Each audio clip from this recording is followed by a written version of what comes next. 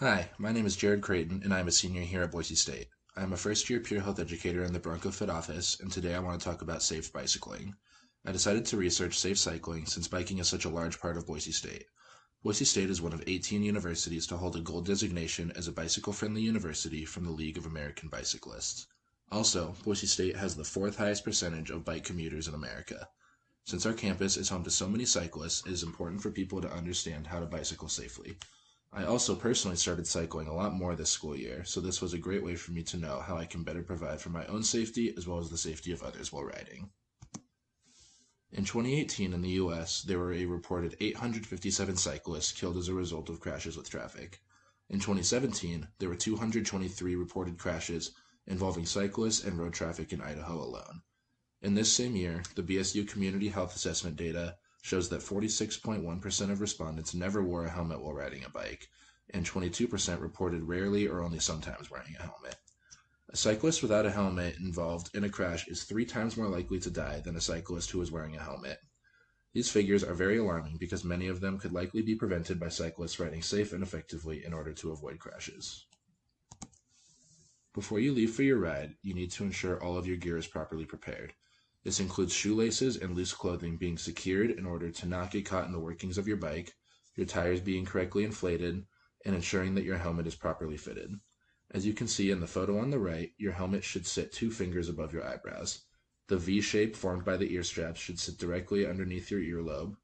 And to test the correct chin strap tightness, you hook 2 fingers through the strap underneath the chin and ensure there is no extra space. Some helmets will also have a turn dial or sliding adjustment for tightness around the crown of the head. Ensure that this sits snug on the head while also maintaining comfort. Helmets are one of the most important parts of safe cycling, in that they prevent brain injuries and 88% of serious crashes. Along with these things, if you are planning on a longer ride, be sure to pack food and water as necessary. Some states have laws against riding bicycles on sidewalks, and it is not recommended to ride on sidewalks at all. Vehicles are often not looking to sidewalks for fast-traveling people or cyclists, so sidewalk riding greatly increases your chances of getting into an accident. When riding in the street, be sure to follow all traffic patterns so cars understand your path. Also, be sure to ride confident and straight. If you are shaky, vehicles will not be able to effectively maneuver the road. If there is heavy traffic around you, be sure to ride in the middle of the lane. Riding too close to one side of the lane could cause vehicles in nearby lanes to get dangerously close to you or even move lanes without seeing you. If you are riding in traffic and have 5 or more vehicles behind you who are being slowed down, be sure to pull over and let them pass. This avoids vehicles being frustrated with you and potentially attempting a dangerous pass. Following patterns also includes using your hand signals to show vehicles what you are doing, since you are very vulnerable while riding the road. So we will watch this quick video on how to properly use your hand signals.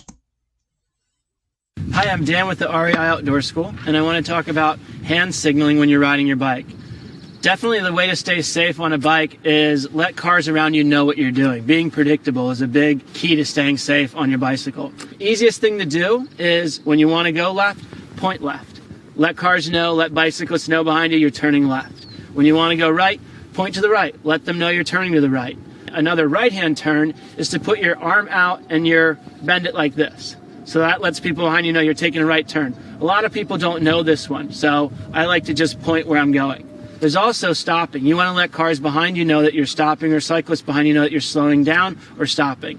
Best way to do that is put your hand out and put your palm down. You're showing them you're stopping. It's intuitive to car drivers also that you're slowing down, you're stopping. Each of these hand signals require that you take one hand off your brakes. Slow down enough that you can control the bike with one hand while you're braking or turning, and with the other, point to where you're going. Using hand signals is definitely the way to stay predictable on the road when you ride your bike.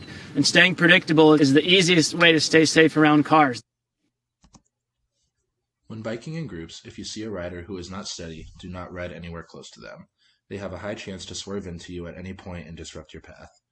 It is important to maintain adequate space while riding in these groups, especially when going up or down hills, since speed becomes extremely varied between riders. If you need to stop in the middle of a group, be sure to do so gradually. Do not immediately stop, and always announce very loudly that you are coming to a stop. This allows for riders behind you to prepare to not run into you when you do finally come to a halt. One way to be prepared for group riding is to find a grass field with a friend and practice getting bumped and not falling over. After a bit of practice, you will be able to take bumps with ease and recover quickly. During the COVID-19 pandemic, it is important to ensure that if you are riding with someone, you both have been properly socially isolated or that you live in the same household. To further provide safety, try to find less busy times on the trails you are riding and go out during this time to come into contact with less people. While a mask is not necessary for the entirety of the ride, when passing others, please put a mask on to help prevent the spread. If your area has a current stay-at-home order, it is typically okay to go ride your bike alone or with someone in your household, but be sure to check your local ordinances in case this is not acceptable. When riding in the winter, the most important thing to ensure is that you stay warm while riding your bike.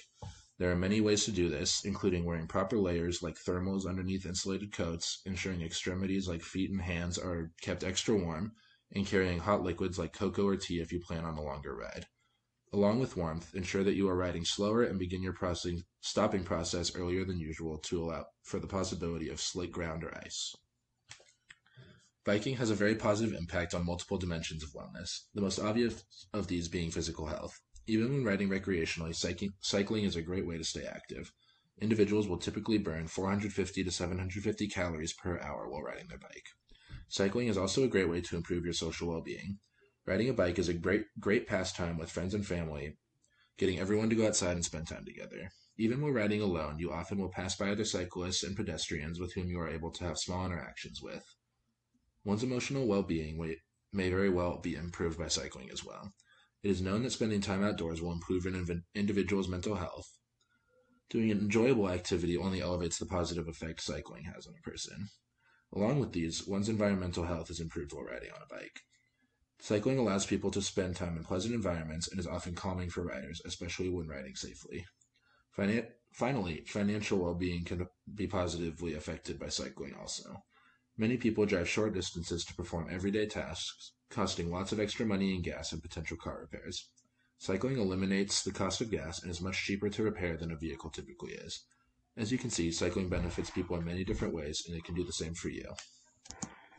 Thank you all for tuning in. Happy cycling.